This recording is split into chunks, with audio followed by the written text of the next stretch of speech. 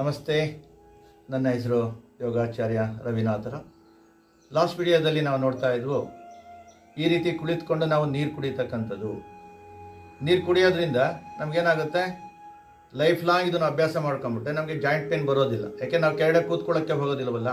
ಮಕ್ಕಳಿಂದ ಈ ಥರ ನೀರು ಕುಡಿಯೋದನ್ನು ಅಭ್ಯಾಸ ಮಾಡಿಸಿ ಆಗ ಲೈಫ್ ಲಾಂಗ್ ಇದನ್ನು ಅಭ್ಯಾಸ ಮಾಡ್ತಾರೆ. ವಯಸ್ಸಾದ ಮೇಲೂ ಮಾಡ್ತಾ ಹೋಗ್ತಾರೆ. ಆಗ ಈ ಮಂಡಿ ನೋವು, ಕಾಲು ನೋವುಗಳು ಬರೋದಿಲ್ಲ. ಹಾಗೆ ನಾವು ನೀರು ಕುಡಿಯೋ ವಿಧಾನ ಹೇಳಿದ್ದೆ. ಬೆಳ್ಳಿ ಚೆಂಬಿನಲ್ಲಿ ಬೇಸಿಗೆ ಕಾಲ, ಚಳಿಗಾಲದಲ್ಲಿ ತಾಮ್ರದ ಚೆಂಬಲ್ಲಿ. ಎಲ್ಲರೂ ಬೆಳ್ಳಿ ಚೆಂಬು ಇಟ್ಕೊಳ್ಳೋಕ್ಕಾಗೋದಿಲ್ಲ. ಅದಕ್ಕೆ ಬೇಸಿಗೆ ಕಾಲದಲ್ಲಿ ಮಡಕೆ ನೀರನ್ನು ಕುಡಿತಕ್ಕಂಥದ್ದು. ಆ ಮಡಕೆಯಲ್ಲಿ ನೀರು ಕುಡಿದಾಗ ಅದು ಕೂಡ ನಮಗೆ ಆರೋಗ್ಯವನ್ನು ತಂದುಕೊಡುತ್ತೆ. ಆ ಕುಡಿದಾದ್ಮೇಲೆ ನಾವೇನು ಮಾಡಬೇಕು, ಬೇಕಾದ್ರೆ ಸ್ವಲ್ಪ ಎಕ್ಸಸೈಸ್ ಮಾಡ್ಬೋದು, ವಾಕಿಂಗ್ ಮಾಡ್ಬೋದು, ಟೋಸ್ ಮೇಲೆ ವಾಕ್ ಮಾಡ್ಬೋದು, ಕೈ ಎತ್ಕೊಂಡು ಹೀಗೆ, ಅಥವಾ ಬಾಡಿ ಟ್ವಿಸ್ಟ್ ಮಾಡ್ಬೋದು. ಆಮೇಲೆ ನಾವು ಟಾಯ್ಲೆಟ್ ಎಲ್ಲ ಕ್ಲಿಯರ್ ಆದಮೇಲೆ ನಾವು ಪೇಸ್ಟನ್ನು ಯೂಸ್ ಮಾಡೋದು ಬಿಟ್ಟು ಪೌಡರ್ಸ್ನ, ಆಯುರ್ವೇದಿಕ್ ಪೌಡರ್ಸ್ ಬರುತ್ತೆ. ಇದು ಆರೋಗ್ಯ ದೃಷ್ಟಿಯಿಂದ ಬಹಳ ಒಳ್ಳೆಯದು. ಪೌಡರ್ಸು ಪೇಸ್ಟ್ನಲ್ಲಿ ಏನಾಗುತ್ತೆ, ಪೇಸ್ಟ್ ತೊಗೊಂಡು ಮಾಡೋದ್ರಿಂದ ಹೊಟ್ಟೆಗೆ ಹೋಗ್ಬಿಟ್ಟು ಬ್ಲಡ್ ಕ್ಯಾನ್ಸರು, ಬೇರೆ ಬೇರೆ ಕ್ಯಾನ್ಸರ್ ಬರ್ತಕ್ಕಂಥದ್ದು. ಇದನ್ನು ನಾವು ಅವಾಯ್ಡ್ ಮಾಡಬೇಕು ಅಂದರೆ ಈಗಲಿಂದ ಆ ಪೌಡರ್ಸ್ನ ತಗೊಂಡು ಮಧ್ಯದ ಬೆರಳಲ್ಲಿ ಬ್ರಷ್ ಮಾಡ್ತಕ್ಕಂಥದ್ದು. ಮಧ್ಯದ ಬೆರಳು ಶ್ರೇಷ್ಠ ಅಂದ್ಬಿಟ್ಟು ಆಯುರ್ವೇದದಲ್ಲಿ ಹೇಳುತ್ತೆ.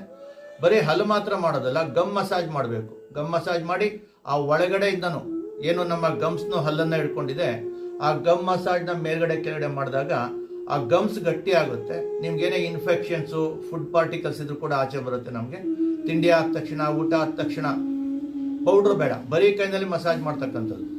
ಸ್ವೀಟ್ ತಿಂತೀರಾ, ಆಯಿತು ತಿನ್ನಿ. ತಿಂದಾದ್ಮೇಲೆ ಇಮಿಡಿಯೇಟ್ ನಾವು ನೀರು ಕುಡಿದು ಗಮ್ ಮಸಾಜ್ನ ಮಾಡಿದಾಗ ಆ ಫುಡ್ ಪಾರ್ಟಿಕಲ್ಸು, ಸ್ವೀಟ್ ಪಾರ್ಟಿಕಲ್ಸು ಹಲ್ಲಿನಲ್ಲಿರೋದಿಲ್ಲ. ಆಗಲೇ ಉಳ್ಕಲ್ಲಾಗಲಿ ಹಲ್ಲು ನೋವುಗಳು ನಮಗೆ ಬರೋದಿಲ್ಲ. ಯಾಕೆ ಮಕ್ಕಳಿಂದ ಇದನ್ನು ಅಭ್ಯಾಸ ಮಾಡಿಸಿ, ಪೌಡರ್ನಲ್ಲಿ ಉಜ್ಜೋದನ್ನು ಅಭ್ಯಾಸ ಮಾಡಿಸಿ, ಚೆನ್ನಾಗಿ ಗಮ್ ಮಸಾಜ್ ಮಾಡಿ ನಾಲಿಗೆ ತಿಕ್ಕಿ ಆಮೇಲೆ ನಾವು ಸ್ನಾನಕ್ಕೆ ಹೋಗ್ತಕ್ಕಂಥದ್ದು. ಸ್ನಾನ ಮಾಡೋಕ್ಕೆ ಮುಂಚೆ ನಾವೇನು ಮಾಡಬೇಕು, ಒಂದು ಜಗ್ ನೀರು ತೆಗೆದುಕೊಂಡು ನಾಭಿಯ ಕೆಳಭಾಗದಲ್ಲಿ ಇಟ್ಕೊಂಡು ನಾಭಿಯ ಮೇಲೆ ನೀರನ್ನು ಹಾಕೋಬೇಕು ಅಂತ ಆಯುರ್ವೇದ ಹೇಳುತ್ತೆ. ಯಾಕೆ ಅಂತಂದರೆ 72,000 ನಾಡಿಗಳು ನಾಭಿಯಿಂದ ಹೋಗುತ್ತೆ.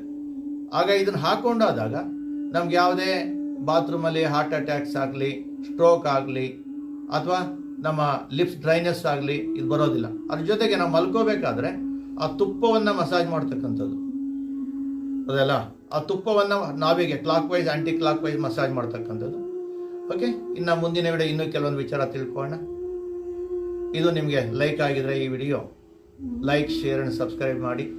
ಏನಾದರೂ ಪ್ರಾಬ್ಲಮ್ಸ್ ಇದ್ದರೆ ಕಾಲ್ ಮಾಡಿ ತಿಳ್ಕೊಬೋದು. ಧನ್ಯವಾದಗಳು. ನಮಸ್ತೆ.